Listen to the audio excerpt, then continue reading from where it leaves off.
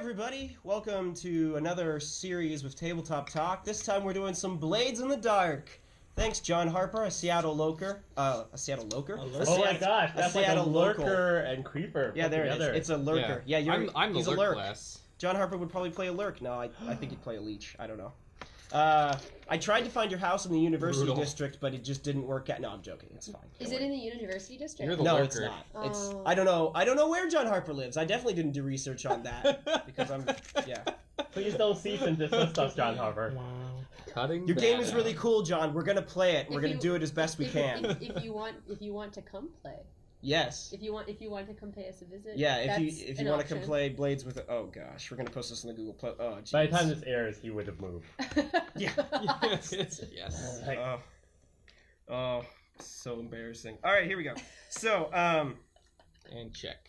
I actually know people in the industry, so by the time this airs, we probably would have found you by now. we've already built a crew. We built a crew of shadows. We set up some entanglements with some of the other factions in Doskvol. If you don't know what this is, Doskvol, Blades in the Dark is like this Victorian era London style thieving game set in this fantasy city. The city itself is called Doskvol. It's surrounded by these lightning barriers which keep out horrific entities and ghosts from the Deathlands around the city. And within the city there's a whole bunch of these evil ghosts wandering around, and people like our players turn to the scoundrels lifestyle to earn coin, climb the ranks of the underworld in Doskvol, and basically just increase their status in the city. Of course, characters are far more than that. They all have their own goals, which you'll understand as we move along. But that's the basic idea. We're a bunch of thieving scoundrels. So, we made a crew. We made a crew of shadows. We don't have a name for it yet. We're going to try to let that come up in play. But for now, let's just go around the table and have everybody briefly introduce themselves. All right, let's start with James. All right. Like ourselves or our character? Your character. Oh, okay. And they're like, wow, that's gonna be awkward. They knew who we can are. introduce ourselves too. Can't keep it brief. I have so much about me to reveal to I know, right? Oh my gosh, this is a Big Brother tabletop. Confessional. So my character is Arkady. He is the strange and bizarro Batman correlate in this world. He is the scion of a noble house, a 12-year-old albino, hairless, pink eyes, and plays a whisper-style character, which means he speaks with the undead and has access to the ghost field. His identity, when he goes out, is that he's been taken under the wing of the character played by Will, who will be introduced very shortly, and his alias when he's out in the field is Penelope, and he wears a cat mask and has kind of like a cat woman type of style, except he's got one of these like more Victorian style gloved all black outfits with one of those half capes that only reaches like far enough down your spine so that it doesn't hide your tramp stamp. So Does he have a tramp stamp? Please no. Every albino 12-year-old. No. That's a secret for later. Yes, that's for later. Yeah, it'll come There's up a in play. story. Every 12-year-old, if they don't have a tramp stamp, Like, Oh man, we're getting. what 12-year-old doesn't have a tramp Oh. stamp? We're in the fictional theme of this world already. I can tell. it's part of the family tradition. How do I follow? This seal has Should been I go passed first? down for generations. You can edit this recording or you can burn it. Exactly. It's like 50-50 at this point. Okay. I'll try to follow that. Mine doesn't seem that crazy in comparison, I don't think. So my character's name is Coyote.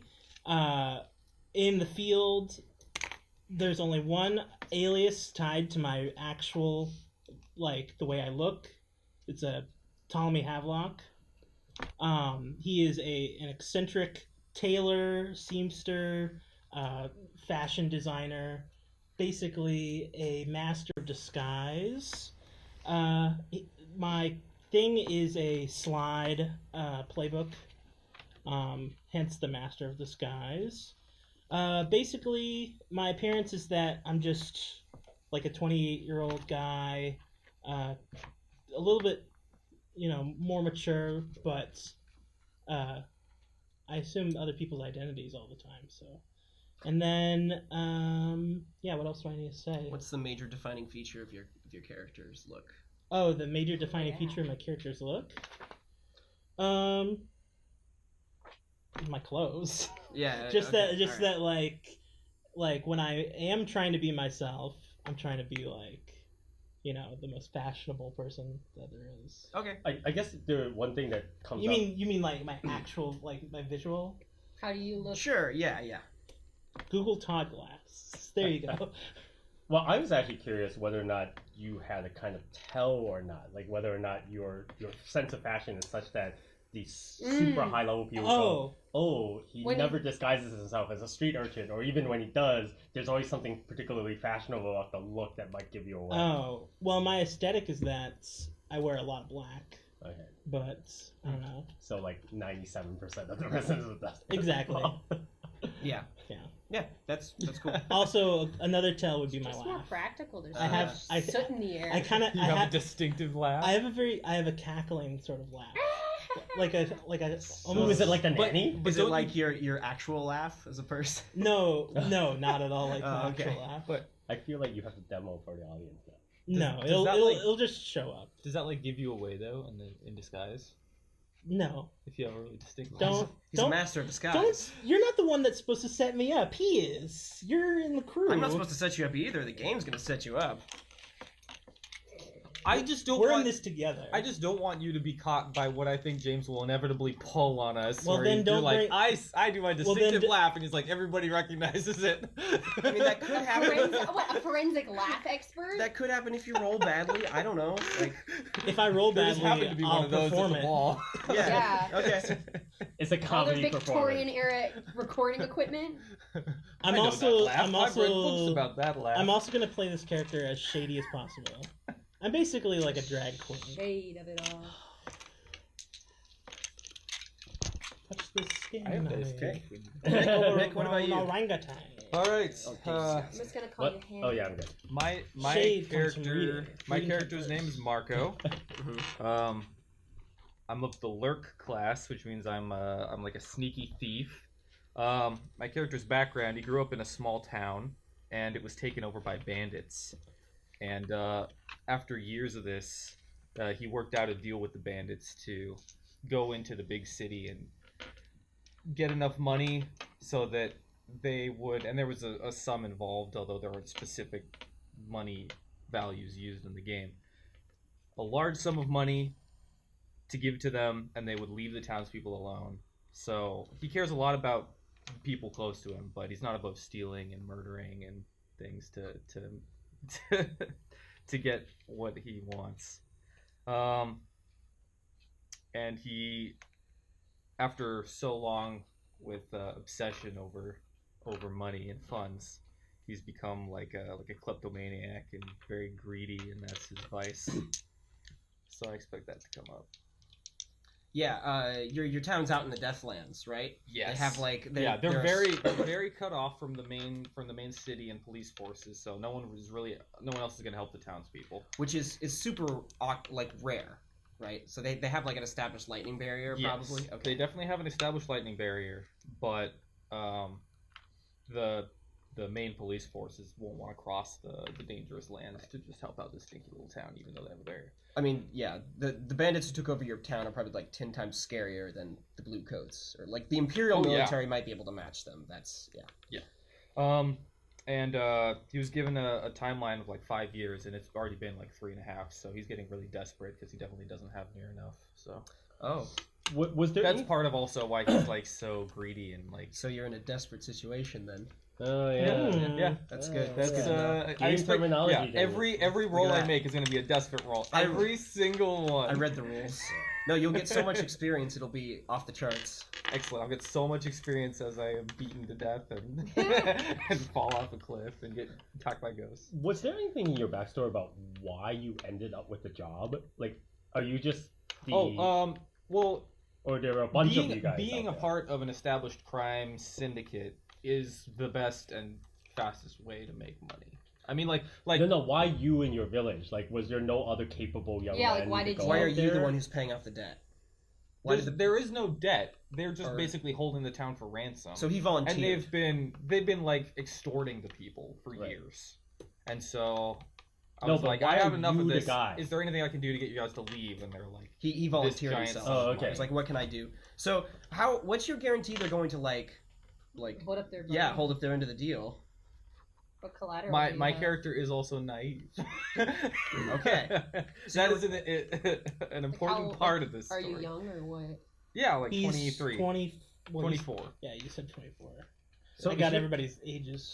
Well, it's been 3.5 years, so like when he was 21, 20, he left the town. Boy. Yeah. So is there good communication as well? Like, does he communicate with his people, or does he have no contact? There are telegraph machines. Okay. That's about the extent of what he could do. He could also probably send a message by train on the rail station that runs. So there's no throughout. telephones. No. Okay. Not yet. Not yet. And I have told like some of the people in the town, but they think this is just a terrible idea, and I'm like, we don't have any other choice, like, to get these people to leave us alone. So there's actually no evidence that they're not all dead or gone already. No, I've been like in communication with my family. I assume. Yeah, no, he Not you being can be in completely communication. broke You probably with might have telegraph. sent money back already a couple of times. Yeah, a couple times, just to help them like survive because they're being extorted. Okay. But I have like a big sum of money that I've collected over the last several years that's in town because it has to be. Yeah, as long as the red light's blinking. Yeah, we spent points in building the character to have a vault so that. Yeah. So, Our crew has a vault. They can store 8 coin in their vault. They upgraded it. They're probably going to go for the 16 coin upgrade soon. Yeah, and a coin in game terms is a week's wages. Yeah, a coin is old Akorosian, Akorosian? I'm going to say Akorosian slang for, it's when the Imperium used to print out. Wouldn't it be Akaros? Remember, he's watching. No, it's Akorosian. I read the book. Yeah, it's Akaros. Yeah, right. They used to print out these solid gold coins. So flashing a coin was considered like a great display of wealth. Yeah. And so they don't do that anymore, but the parlance of using a coin or spending coin is still used among people of the city. So yeah, one coin is basically just like a week's wages. 4 coin is about a month's wages. Oh my gosh. So we can store up to 8, but we don't have that much to start. Right. Sorry, I forgot you to have, do this. you have none to start. You spent it I have all. some somewhere, but You spent it all helping out There's factions. no voguing in this world, but yeah. You'll And there's so many sure. factions. Ryan, what about you? My character their alias is Caelin Vasar. Their real name is Ilaria Celesso, and they are from the Dagger Isles, which is a sort of tropical isle that's very kind of like off the beaten path apparently. People live there without lightning barriers, which is a big mystery to everybody else. And so they lived in a village that grew and harvested medicinal plants that would be taken to other places for like alchemy and medicines. And so there wasn't much to do there besides either go into that trade, which was not very, there was nothing to do from there, or to become an investigator, which is an elite sort of force of, how would you describe them, James?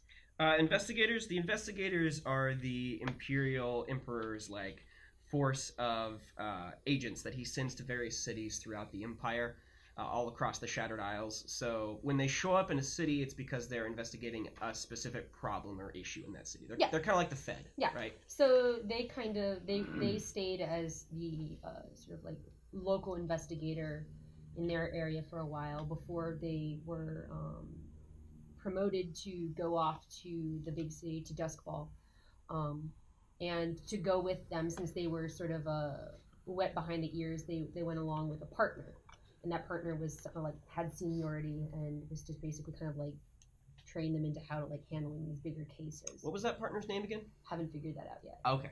I will figure that out. Okay. We should pick one. I know.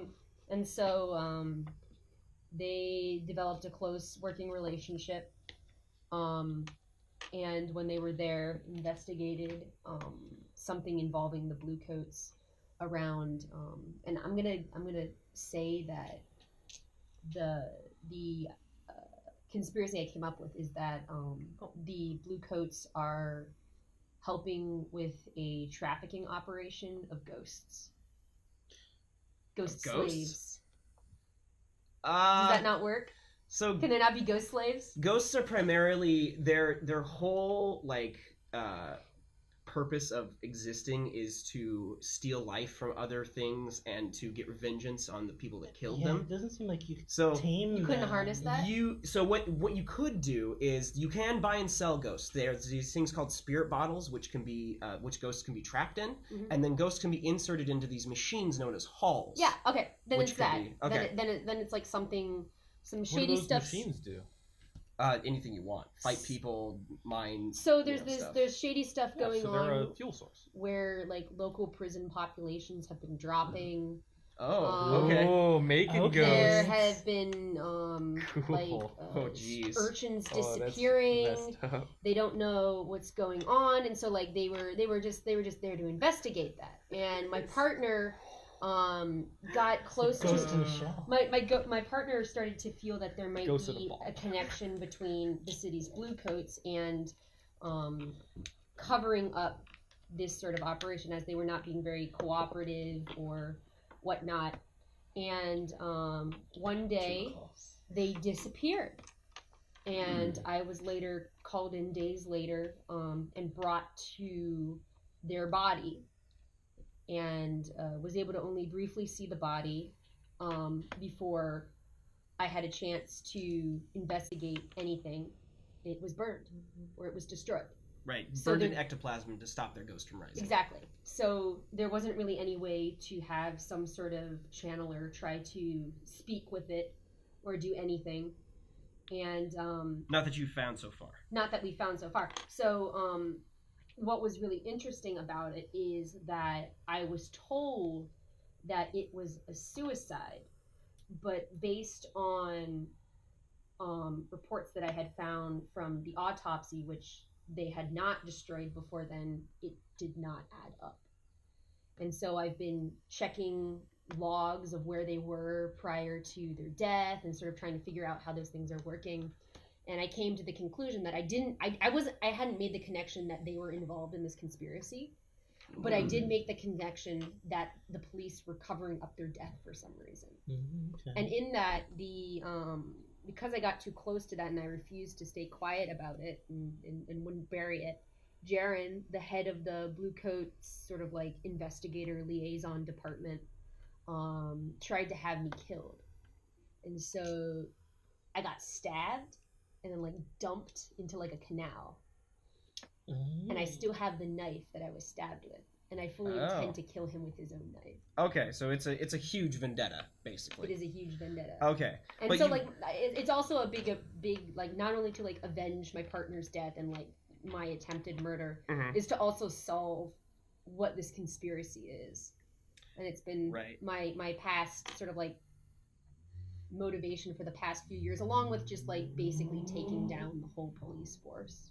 Right. But you turned to a life of crime Exactly. to kind of finance your Exactly. aims, and Yeah. you're working with Marco to do that.